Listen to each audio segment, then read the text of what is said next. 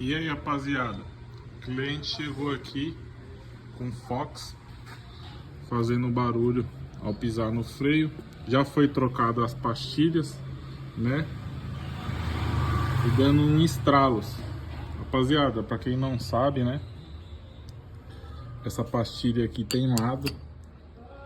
Esse lado é para fora e tem uma outra com os dentes que são ao contrário, são pro lado da pinça.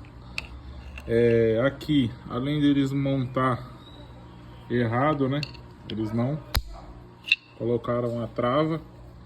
A gente corrige, né? Aqui não tem fazer. Se fosse só para resolver esse problema, a gente não cobraria, né?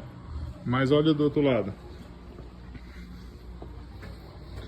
Rapaziada, esse daqui é dentro do êmbolo da pinça, né? E a trava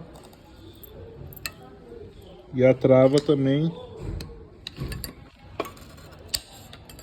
ó, ela não trava, tá vendo? Pode até travar, mas fica uma porcaria.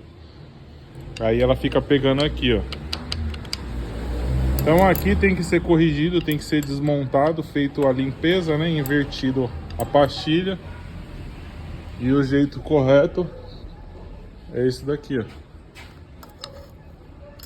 Jeito correto.